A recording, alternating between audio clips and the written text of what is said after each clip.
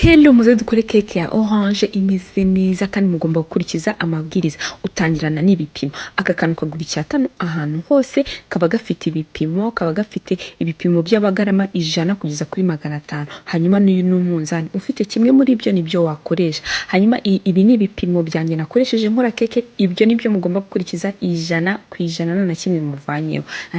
Hanyuma natangiye orange yanjye nzivanamo jus nanyije ndayiyungura nyishyira ku ruhande. Nyanjye njya gupima. Ngiye nakoresheje umunzani kubera ko niwo wanyihutiraga. Ufata umunzani ukawushyira kuri 0 warangiza ugapimaho ibintu byawe ugomba gupima, ifarine, jus nashyizeho, isukari, byose ugomba kubipima. Hanyuma ndapa n'ibishishwa by'amaronji akayiko kamwe konyine.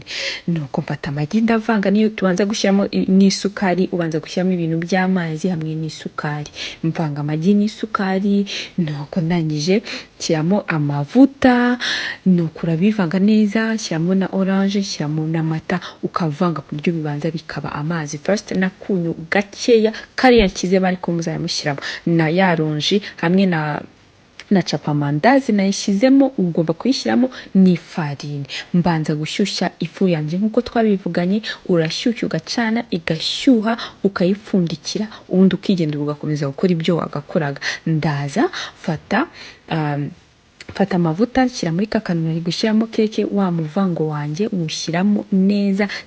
Ndaza nagabanyije wa muriro wo mu ifu, nawe ugabanyije cyane. Ndangije shyiramo keke yanjye.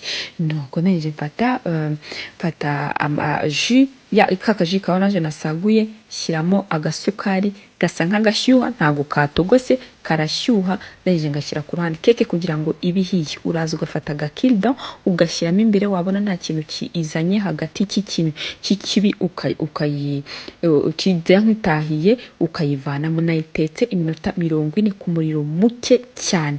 Nuko murabona ko yaje naje nkayishyira muri keke, namara kwishyira muri keke nkagenda nkayicaza ikicara iminota nk'isaha.